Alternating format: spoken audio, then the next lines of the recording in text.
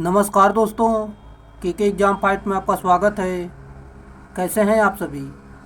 उम्मीद है आप सभी सही होंगे और आपकी UP PCL TG two, BARC, NPCIL, SAIL, DRDO आदि परीक्षाओं की तैयारी अच्छी चल रही होगी।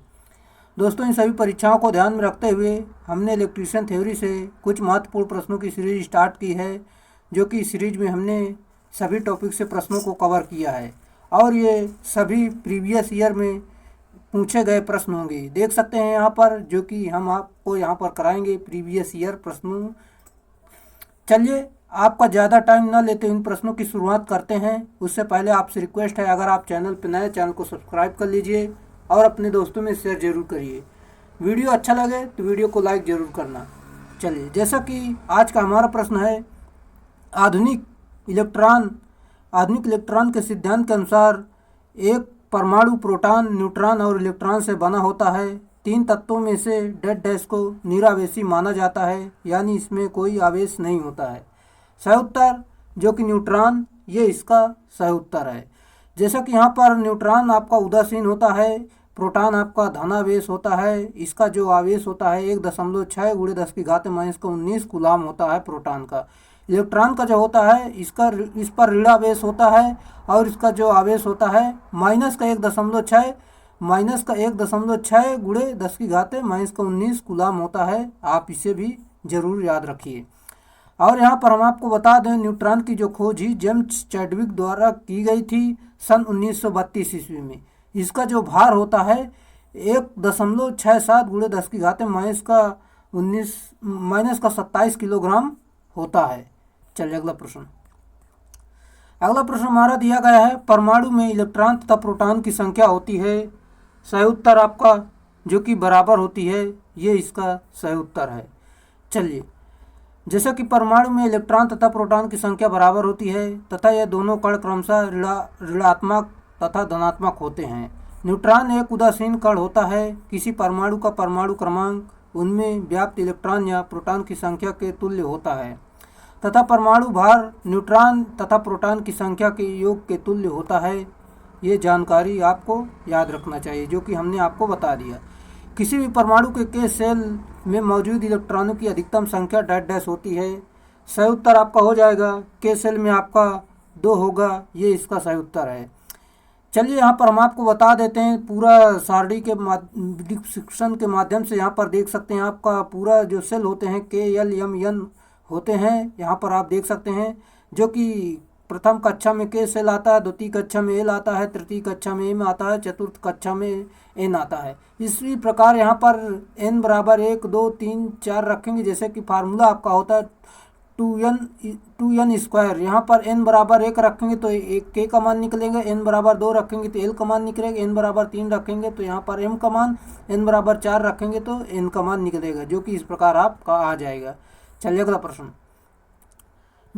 प्रश्न है, जो कि एक परमाणु की प्रत्येक कक्षा में अनुमत इलेक्ट्रॉनों की अधिकतम संख्या कितनी है, जहां n क्रमांकित कक्षा है। सही उत्तर आपका हो जाएगा, जो कि यहाँ पर 2n स्क्वायर, जो कि हमने अभी आपको बताया, ये इसका सही उत्तर है। चलिए, आधुनिक आवर्त सारणी में क्षैतिज पंक्तियों को डेड डैश कहा जाता है। राइट आंसर आपका है, जो कि यहाँ पर आवृत्त कहते हैं, ये इसका सही उत्तर है। चलिए, पूरी जानकारी देखते हैं। आधुनिक आवर्त सारणी में क्षैतिज पंक्तियों को आवर्त कहा जाता है। आधुनिक आवर्त सारणी में कुल 18 स्तंभ होते हैं, जिन्हें समूह कहा जाता है, तथा 7 क्षैतिज पंक्तियां होती हैं, जिन्हें आवृत्त कहा जाता है। तथा इस सारणी को रूसी वैज्ञानिक दिमित्र मेंडलीव द्वारा 1869 ईस्वी में दी गई थी। अगला है, केबल में कवच वाले किसी तार की उपयोगिता क्या है। राइट आंसर आपका है, जो कि आंतरिक सुरक्षा, ये इसका सही उत्तर है। चलिए, कवच युक्त केबल यांत्रिक रूप से सुदृढ़ होते हैं, ये आपको जानना चाहिए। चलिए, किसी विद्युत रोधी सामग्री में डेड डैश होना चाहिए। राइट आंसर आपका हो जाएगा, जो कि यहाँ पर आपका ऑप्शन नंबर बी, कम लागत, उच्च परावैद्युत यानी डाइलेक्ट्रिक शक्ति और उच्च यांत्रिक मजबूती होनी चाहिए, ये इसका सही उत्तर है। अगला है, किसी 11 किलो वोल्ट वाले केबल के लिए वांछित खाई होती है। सही उत्तर आपका है, जो कि 0.9 मीटर, ये इसका राइट आंसर है। अगला है हाई स्पीड इस्पात में कार्बन का प्रतिशत डेड डैश होता है। सही उत्तर जो कि 0.75 से लेकर 1% होता है, ये इसका सही उत्तर है। जो कि यहाँ पर हम लो कार्बन स्टील में देख लेते हैं 0.05% से लेकर 0.25% तथा 0.4% मैग्नीज, इसे माइल्ड स्टील के नाम से भी जाना जाता है। अगला प्रश्न हमारा दिया गया है, निम्न में से कौन सा परीक्षण केबल के भूदोष यानी अर्थ फॉल्ट के स्थान पर पता लगाने के लिए किया जाता है। सही उत्तर आपका है जो कि option number C, Murray loop परीक्षण, ये इसका राइट आंसर हो जाएगा। यहाँ पर हम देखते हैं जो कि केबल के भू प्रदोष यानी अर्थ फॉल्ट तथा लघु पथित यानी शॉर्ट सर्किट दोनों के लिए मुर्रे लूप टेस्ट या वार्ले लूप टेस्ट प्रयुक्त किया जाता है। जैसे कि ब्लेवियर टेस्ट का प्रयोग प्रायः एकल क्रोड केबल के भू प्रदोष की स्थिति ज्ञात करने के लिए किया जाता है। और यहाँ पर हम आपको बता देते हैं सभी लूप टेस्ट यानी पास परीक्षण व्हीट स्टोन सेतु के सिद्धांत पर कार्य करते हैं। चलिए अगला प्रश्न, कम्यूटेटर खंड को इंसुलेट करने के लिए निम्न में से किस सामग्री का उपयोग किया जाता है। सही उत्तर आपका है जो कि यहाँ पर अभ्रक इंसुलेशन का प्रयोग करते हैं, ये इसका सही उत्तर है। चलिए अगला प्रश्न हमारा दिया गया है जो कि जब धारा 2 सेकंड में -3 एम्पियर से +3 एम्पियर हो जाती है और स्वप्रेरकत्व 2 हेनरी हो तो प्रतिघाती वोल्टता का मान कितना होगा। चलिए इसे सॉल्व करते हैं। आपका फार्मूला यहाँ पर होता है, चलिए हम आपको यहाँ पर दिखा देते हैं जो कि यहाँ पर VL बराबर LdI/dt, जो कि इस फार्मूले पर मान रखेंगे। यहाँ पर देख सकते हैं, इसे इस प्रकार सॉल्व किया, आपका 6 वोल्ट राइट आंसर होगा। चलिए दोस्तों, कैलकुलेशन तो आपको खुद से करना है, जो कि हम यहाँ पर हम सिर्फ आपको बता देंगे, जो कि एग्ज़ाम में भी अपने आप से कैलकुलेशन करना है। चलिए अगला प्रश्न, जैसा कि परिपथ में दिए गए प्रेरित के लिए समय अनुक्षेत्र जो कि LdI/dt है, इसका रेखीय फेजर निरूपण क्या होगा। सही उत्तर आपका हो जाएगा, यहाँ पर हम आपको बता देते हैं ऑप्शन नंबर सी यानी V बराबर jωLI, ये इसका सही उत्तर होगा। यहाँ पर आप देख सकते हैं जो कि LdI/dt के दर पर यहाँ पर रख देंगे, जो कि jωLI यहाँ पर देख सकते हैं, इस फार्मूला यहाँ से इस प्रकार निकल कर आता है। अगला है, एक शुद्ध प्रेरक परिपथ में यदि सप्लाई आवृत्ति में 1/4 की कमी कर दी जाती है तो विद्युत धारा डेड डैश है। सही उत्तर आपका हो जाएगा ऑप्शन नंबर सी, जो कि 4 गुना अधिक हो जाएगी, ये इसका सही उत्तर है। जैसा कि यहाँ पर देखते हैं हम, शुद्ध प्रेरक परिपथ में शक्ति खपत 0 होती है। यदि सप्लाई आपूर्ति में 1/4 की कमी कर दी जाए तो विद्युत धारा 4 गुना अधिक हो जाएगी, जो कि इस प्रकार आप देख सकते हैं। अगला प्रश्न हमारा दिया गया है, HRC फ्यूज का फ्यूजिंग गुणांक है। राइट आंसर आपका हो जाएगा ऑप्शन नंबर डी, जो कि 1.1, ये इसका सही उत्तर है। यहाँ पर हम आपको बता देते हैं फ्यूजिंग फैक्टर बराबर देख सकते हैं, ये फार्मूला आपका होता है जो कि मेल्टिंग फ्यूज वायर अपान रेटेड करंट फ्यूज, जो कि बड़ा होता है 1 से, यहाँ पर आप जान सकते हैं। और संलग्न की वह न्यूनतम धारा जिस पर संलग्न अवयव पिघल कर गिर जाता है। और HRC फ्यूज में फ्यूजिंग फैक्टर का मान 1.1 होता है। अगला है, फ्यूज तार नहीं बनता है। राइट आंसर आपका है जो कि स्टील से नहीं बनता है, ये इसका सही उत्तर है। चलिए यहाँ पर हम आपको फ्यूज के बारे में जानकारी देते हैं, जो कि फ्यूज तार का गलनांक कम तथा चालकता अधिक होना चाहिए। और फ्यूज तार एक सुरक्षा उपकरण यंत्र होता है। फ्यूज तार में प्रायः प्रयुक्त होने वाला पदार्थ लेड तथा टिन होता है।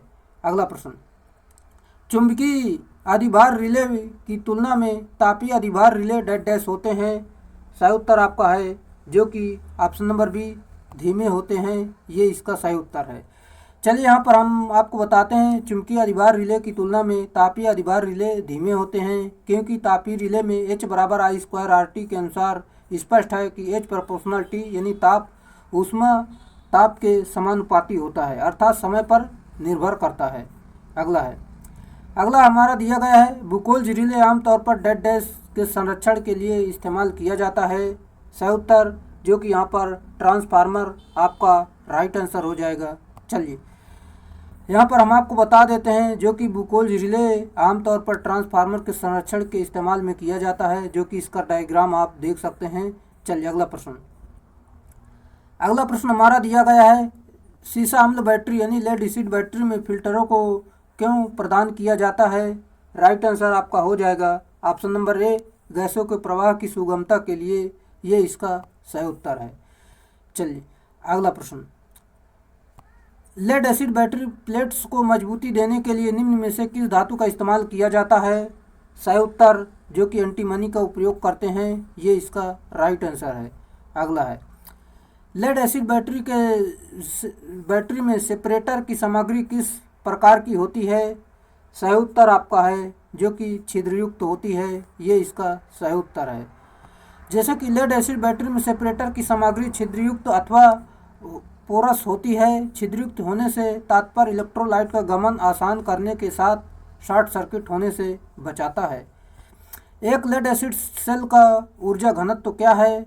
सही उत्तर आपका हो जाएगा जो कि यहाँ पर ऑप्शन नंबर ए 80 से 90 वाट प्रति एल। ये इसका सही उत्तर होगा। चलिए अगला प्रश्न, यहाँ पर आप देख भी सकते हैं, किसी सीसा यानी लेड एसिड बैटरी में प्रति सेल नेगेटिव प्लेटों की संख्या डैश डैश के बराबर होती है।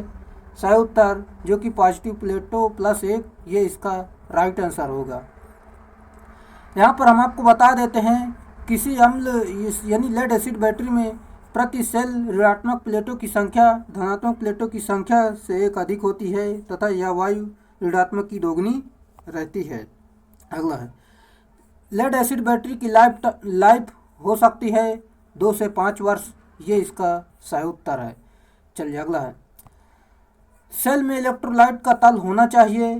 सही उत्तर आपका है जो कि प्लेटों के तल में ऊपर रहता है, यानी ऑप्शन नंबर सी इसका सही उत्तर है। चलिए एक बार फिर से आपको बताते हैं, सेल में इलेक्ट्रोलाइट का तल प्लेटों से ऊपर रहता है। इलेक्ट्रोलाइट एक चालक में धारा प्रवाहित करने हेतु किया जाता है। इनमें ऋणात्मक प्लेटों की संख्या धनात्मक से 1 अधिक होती है। अगला है, अगला हमारा दिया गया है, निम्नलिखित में से फेज वोल्टेज को किसके बीच मापा जाता है? सही उत्तर आपका है जो कि लाइन एवं न्यूट्रल के बीच मापते हैं। ये इसका सही उत्तर है। अगला है, किसी परिपथ का शक्ति गुणांक किसके द्वारा दर्शाया जाता है? Right answer option number C, power factor meter. ये इसका सही उत्तर है। चलिए, जो कि किसी परिपथ का शक्ति गुणांक पावर फैक्टर मीटर यानी पावर फैक्टर मीटर द्वारा दर्शाया जाता है। फेज सीक्वेंस इंडिकेटर में फेजों यानी RYB का सही क्रम ज्ञात करने के लिए किया जाता है। अगला प्रश्न, न्यूट्रल प्राप्त किया जाता है। सही उत्तर आपका है जो कि स्टार कनेक्शन द्वारा प्राप्त करते हैं। ये इसका सही उत्तर है। चलिए, जैसा कि स्टार कनेक्शन द्वारा न्यूट्रल प्राप्त किया जाता है तथा डेल्टा कनेक्शन में न्यूट्रल नहीं होता है। अगला प्रश्न हमारा दिया गया है, एक परिपथ में यदि रिएक्टेंस का मान 0 है तब शक्ति गुणांक का मान होगा। सही उत्तर जो कि ऑप्शन नंबर सी इकाई होगा। ये इसका राइट आंसर है। चलिए यहाँ पर हम देखते हैं, एक AC परिपथ में यदि रिएक्टेंस का मान 0 है तब शक्ति गुणांक का मान इकाई होगा, क्योंकि पावर फैक्टर बराबर R/Z होता है। चलिए अगला प्रश्न, यहाँ पर आप देख सकते हैं जो कि यहाँ पर रखेंगे, यहाँ पर आप 1 निकाल लेंगे। चलिए अगला प्रश्न, मोटर कनेक्शन में किस प्रकार की टैप प्रयुक्त होती है? राइट आंसर आपका है जो कि यहाँ पर option number D, cambric varnish कृत। ये इसका सही उत्तर है। चलिए एक बार फिर से आपको बताते हैं, मोटर कनेक्शन में कैम्ब्रिक वार्निश कृत प्रकार की टैप प्रयुक्त करते हैं। इस प्रकार की टेप का प्रयोग बिजली के तारों और बिजली के संचालन करने वाली अन्य सामग्रियों को इंसुलेट करने के लिए प्रयोग किया जाता है। इस प्रकार का कुचालक कक्षा H में वर्गीकृत किया जाता है। अगला प्रश्न, लेटराइट पेपर इंसुलेशन का मुख्य गुणधर्म कौन सा है? सही उत्तर आपका है जो कि अनार्द्र पदार्थ। ये इसका सही उत्तर है। चलिए, जो कि यहाँ पर हम आपको बताते हैं, लेटराइट पेपर इंसुलेशन का मुख्य गुणधर्म अच्छी एंजिंग तथा डाइलेक्ट्रिक सामर्थ्य से है। यह लेटराइट सेल्यूलोज सामग्री है जो भौतिक गुणों और उपयोगों के वल्केनाइज्ड फाइबर के समान है, जिसे वल्केनाइज्ड फाइबर तथा मिनरल एसिड का उपयोग करके तैयार किया जाता है। अगला है बैकेलाइट एक डेड डैश होता है, सही उत्तर आपका है जो कि विद्युत रोधक होता है, ये इसका सही उत्तर है। यहाँ पर हम आपको बता देते हैं वे पदार्थ जो धारा के प्रवाह को विरोध करते हैं उसे विद्युत रोधक पदार्थ कहते हैं, जैसे कि बैकेलाइट, पोर्सलिन आदि। बैकेलाइट शुद्ध रूप से एक मजबूत रबड़ है जिसका प्रयोग बिजली के सामान बनाने में प्रयुक्त होते हैं। अगला प्रश्न, कृत्रिम वैक्स में डेड डैश विद्युत रोधी गुण और डेड डैश आर्द्रताग्राही गुण होता है, सही उत्तर जो कि उच्च और निम्न, ये इसका ऑप्शन नंबर ए सही उत्तर है। चलिए यहाँ पर आपको बताते हैं कृत्रिम वैक्स में उच्च विद्युत रोधी गुण और निम्न आर्द्रताग्राही गुण होता है। आर्द्रताग्राही अर्थात आर्द्रता को अथवा नमी के ग्रहण करने वाला होता है। अगला है निम्न में से किस विद्युत रोधी की प्रतिरोधकता सबसे अधिक होती है, सही उत्तर आपका है जो कि यहाँ पर option number C Teflon right answer है। यहाँ पर हम आपको बताते हैं टेफ्लॉन की सर्वाधिक विद्युत रोधी प्रतिरोधकता वाला पदार्थ है। इसको पॉली टेट्राफ्लोरोइथेन भी कहा जाता है, जो एक संश्लेषित फ्लोरोबहुलक है जो अनेक अनेक उद्योगों अनुप्रयोगों में प्रयुक्त होता है। अगला विद्युत रोधी बनाने के लिए किस सामग्री का उपयोग किया जाता है, सही उत्तर आपका है जो कि पोर्सलिन का प्रयोग करते हैं, ये इसका सही उत्तर है। चलिए विद्युत रोधी यानी इंसुलेटर अर्थात वे पदार्थ होते हैं जिनमें अपने उच्च प्रतिरोधी गुण के कारण धारा प्रवाह बाधित रहता है। पारेषण लाइन में प्रयुक्त पोर्सलिन सामग्री वास्तव में चीनी मिट्टी क्वार्ट्ज फेल्डपार का मिश्रण होता है। अगला हमारा दिया गया है एम्पलीफायर जिसमें ट्रांजिस्टर बायस का मान और सिग्नल वोल्टेज इस तरह से समायोजित किए जाते हैं कि कलेक्टर करंट इनपुट सिग्नल के केवल आधे चक्र समय से कम के लिए प्रवाह करता है, उसे डेड डैश कहा जाता है। सही उत्तर आपका हो जाएगा ऑप्शन नंबर बी जो कि क्लास सी एम्पलीफायर, ये इसका सही उत्तर है। चलिए यहाँ पर हम पूरी जानकारी आपको फिर से एक बार अच्छे से बता देते हैं ताकि आपको यहाँ पर याद हो जाए। जैसे कि क्लास सी एम्पलीफायर कलेक्टर धारा इनपुट सिग्नल के आधे चक्र से कम यानी 180 डिग्री से कम के लिए प्रवाहित होता है। इस प्रकार के प्रवर्धकों का प्रयोग ट्यून्ड परिपथों यानी रेडियो संचार में किया जाता है। इसकी दक्षता 78.5 से लेकर 85% तक होती है। चलिए यहाँ पर हम पहला पॉइंट देखते हैं जो कि काफ़ी महत्वपूर्ण है। वर्ग ए एम्पलीफायर में आउटपुट सिग्नल इनपुट सिग्नल के पूरे चक्र 360 डिग्री से प्राप्त होता है। वर्ग बी यानी क्लास बी एम्पलीफायर में आउटपुट सिग्नल इनपुट सिग्नल के आधे चक्र यानी 180 डिग्री के लिए प्राप्त होता है। अगला है एक वर्ग यानी ए बी एम्पलीफायर में आउटपुट सिग्नल इनपुट सिग्नल के आधे चक्र लेकिन पूरे चक्र से कम और 180 डिग्री से और 360 डिग्री के लिए प्राप्त होता है। अगला प्रश्न हमारा दिया गया है क्लास एम्पलीफायर की कुशलता डेड डैश के जिसमें सर्वश्रेष्ठ डिफिनिटी और न्यूनतम विकृति है लेकिन कम उत्पादन होता है। सही उत्तर आपका है ऑप्शन नंबर सी जो कि 20 से 35%, ऑप्शन नंबर ए सही उत्तर है। चलिए यहाँ पर देख सकते हैं आप जो कि हमने आपको पूरी जानकारी दे दी है। चलिए फिर से एक बार बताते हैं। श्रेणी ए प्रकार के प्रवर्धकों के प्रचालन बिंदु क्यू पॉइंट एवं इनपुट सिग्नल के आयाम का चयन इस प्रकार करते हैं कि इनपुट सिग्नल के संपूर्ण चक्र के लिए विरूपण रहित आउटपुट सिग्नल प्राप्त हो सके। ट्रांसफार्मर कपल्ड वर्ग ए पावर प्रवर्धक की अधिकतम दक्षता 50% होती है, परंतु ट्रांसफार्मर के स्थान पर प्रतिरोध प्रयुक्त वर्ग ए प्रवर्धक की दक्षता 35% तक होती है। अगला प्रश्न डेड डैश एक तापी वाल्व आधारित सर्किट है जो इनपुट सिग्नल के आयाम को बढ़ाने में सक्षम है। सही उत्तर जो कि यहाँ पर हम आपको बता दें ऑप्शन नंबर डी जो कि एक एम्पलीफायर राइट आंसर हो जाएगा। चलिए एक बार फिर से आपको बताते हैं। एम्पलीफायर एक तापी वाल्व पर आधारित सर्किट है जो कि इनपुट सिग्नल के आयाम को बढ़ाने में सक्षम होती है। वास्तव में यह हार्मोनिक वाल्व अथवा ट्रांजिस्टर की एम्पलीफिकेशन क्षमता की एम्पलीफायर का आधार है। अगला प्रश्न विद्युत वायरिंग में सभी विद्युतीय उपकरण जुड़े होते हैं। सही उत्तर जो कि समांतर क्रम में जुड़े होते हैं, ये इसका सही उत्तर है। चलिए यहाँ पर हम आपको बता देते हैं, एक घर में वायरिंग परिपथों में लैंप समांतर में जोड़ा जाता है। समांतर में संयोजन का लाभ यह है कि यदि एक लैंप खराब भी हो जाए तो अन्य लैंपों की क्षतिपूर्ति नहीं होती है, उसमें वोल्टेज ड्रॉप भी नियत रहता है।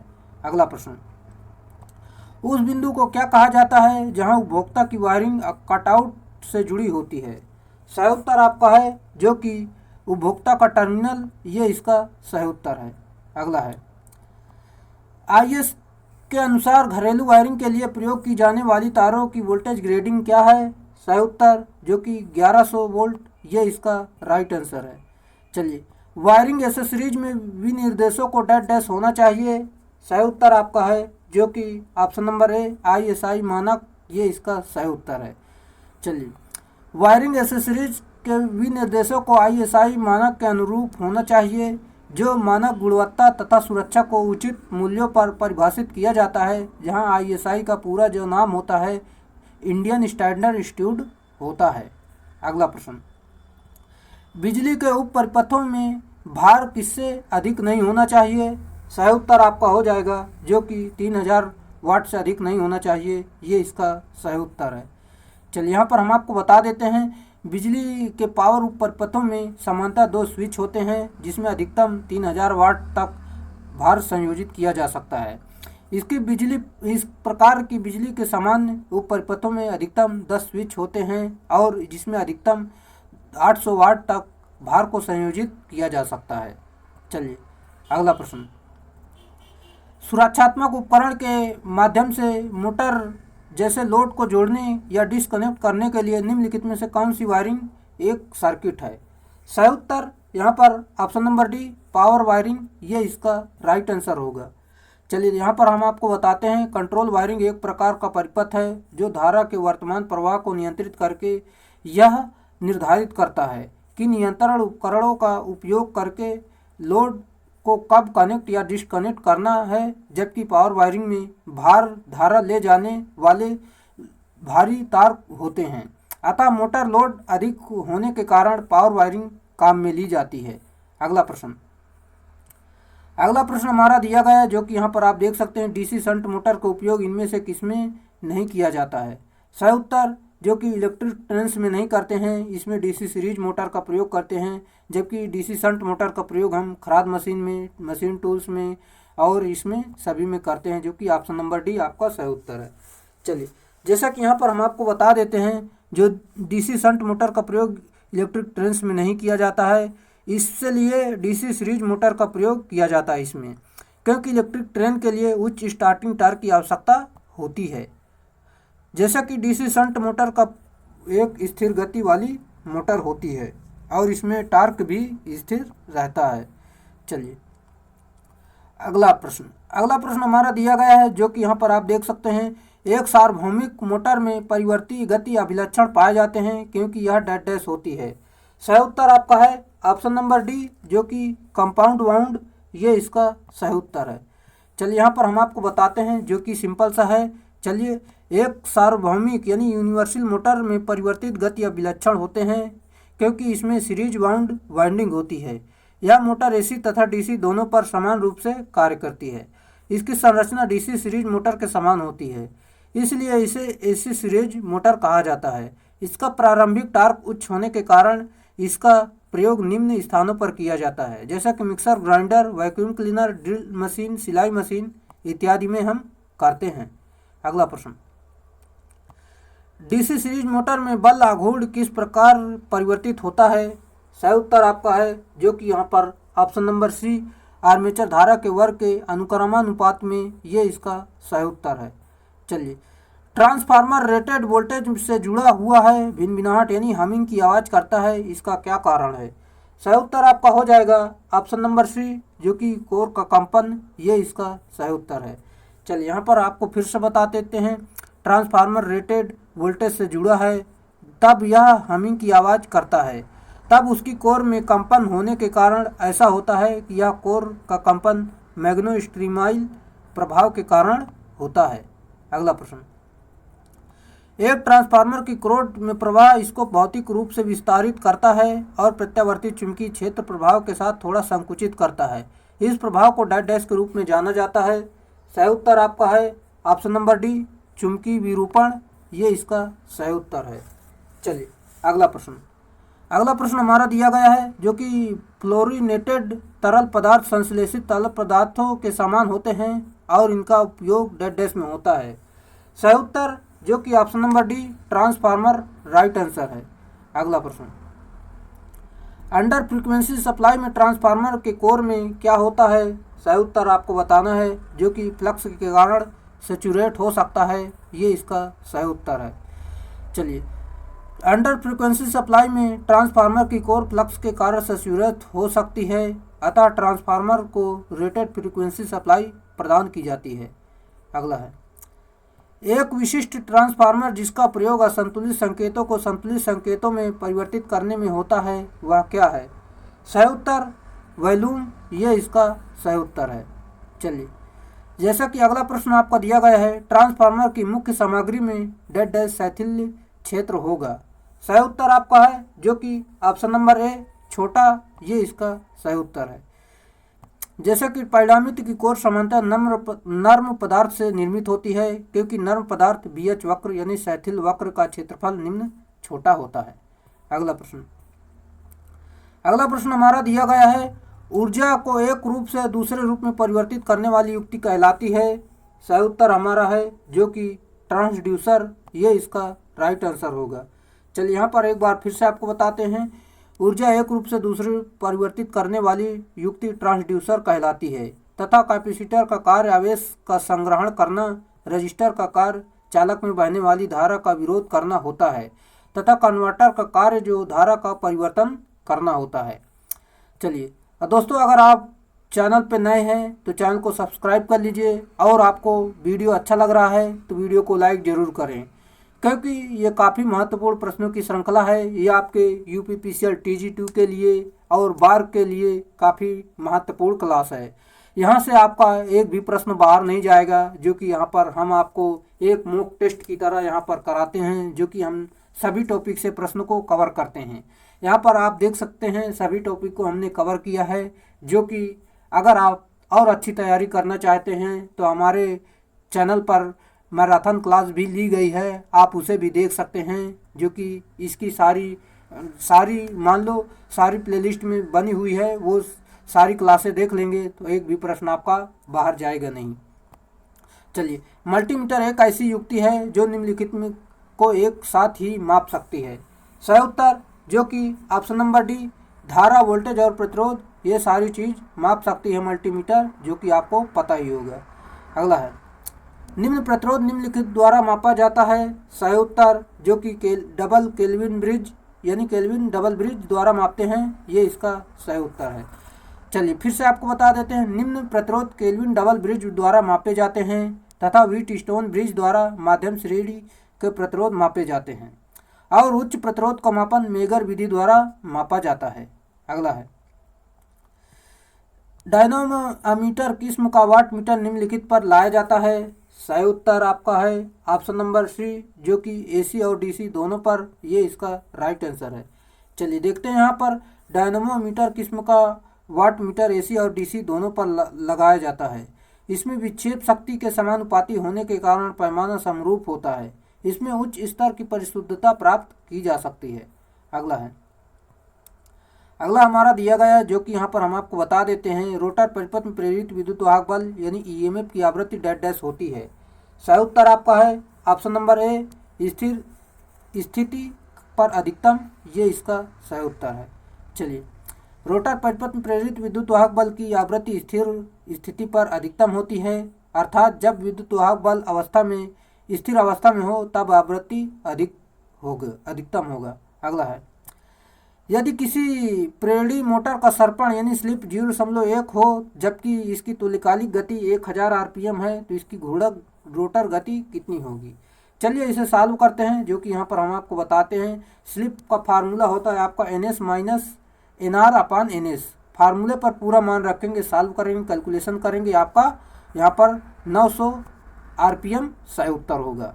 चलिए यहाँ पर हम आपको सिर्फ हिंट देंगे, साल वो आपको खुद से करना है, क्योंकि एग्ज़ाम में आपको खुद से करना है, हम तो वहाँ आ नहीं जाएंगे, इसलिए कैलकुलेशन करना आपको सीखना है।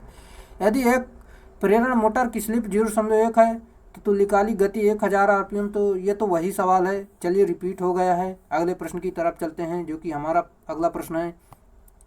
एक 3 फेज प्रेरण मोटर 4 ध्रुवों के लिए कुंडलित है और 50 हर्ट्ज आवृत्ति द्वारा आपूर्तित है। यदि सर्पण 4% है तो घूर्णक गति ज्ञात करना है। चलिए इसे भी सॉल्व करते हैं, जो कि यहाँ पर देख सकते हैं आप, पूरा मान दिया गया है। पोल्स की संख्या, फ्रीक्वेंसी और स्लिप पूरा मान दिया गया, यहाँ पर रखेंगे। पहले तो आप सिंक्रोनस स्पीड निकालेंगे, फिर इसके बाद आपको इस फार्मूले पर मान रखना है। यहाँ पर सॉल्व करेंगे। 1440 आरपीएम आपका सही उत्तर होगा। Option number D right answer है। चलिए अगला प्रश्न। किसी उद्योग में शक्ति गुणक को इनमें से किसके द्वारा सुधार किया जा सकता है? सही उत्तर जो कि कैपेसिटर यानी संधारित्र, ये इसका सही उत्तर है। अगला प्रश्न हमारा दिया गया है, जो कि यहाँ पर हम आपको बताते हैं। समकालिक संधारित्र डैश डैश होता है। राइट आंसर आपका है, जो कि यहाँ पर बता देते हैं, जैसा कि यांत्रिकी लोड के बिना अधिक उत्तेजित समकालिक मोटर, ये इसका सही उत्तर है। चलिए, जैसा कि जब तुल्यकालिक मोटर ओवर एक्साइटेड होती है तब यह संधारित्र की भांति अग्रगामी धारा होती है, और इस प्रकार की तुल्यकालिक मोटर को जिस प्रणाली का पावर फैक्टर सुधारना होता है उसके समांतर में लगा दिया जाता है, और उस समय मोटर पर कोई यांत्रिक लोड नहीं होता है। तब इसका केवल एकमात्र कार्य रहता है कि लीडिंग करंट लेना, और इस समय यह मोटरें तुल्यकालिक संधारित्र कहलाती हैं। अगला प्रश्न हमारा दिया गया है, जो कि यदि एक तुल्यकालिक मोटर चालू होती है लेकिन पूर्ण बलाघूर्ण विकसित नहीं कर पाती है तो इसका संभावित कारण हो सकता है। सही उत्तर जो कि यहाँ पर हम आपको बता देते हैं, न्यून उत्तेजित वोल्टता और रिवर्स क्षेत्र कुंडलन और ओपन यानी मुक्त अथवा लघु पतित परिपथ। ऑप्शन नंबर डी इनमें से कोई भी एक इसका सही उत्तर है। चलिए यहाँ पर हम आपको बता देते हैं फिर से एक बार, तुल्यकालिक मोटर चालू करने के लिए यदि पूर्ण बलाघूर्ण नहीं बनाती है तो इसके कारण हो सकते हैं, जैसे कि न्यून उत्तेजित वोल्टता, रिवर्स क्षेत्र कुंडलन और मुक्त अथवा लघु पतित। और तुल्यकालिक मोटर सेल्फ स्टार्टिंग नहीं होती है, इसलिए इसका प्रारंभिक बलाघूर्ण शून्य होता है। इसके रोटर को डीसी सोर्स के द्वारा उत्तेजित किया जाता है। तुल्यकालिक मोटर की गति जो कि इस प्रकार ज्ञात करते हैं।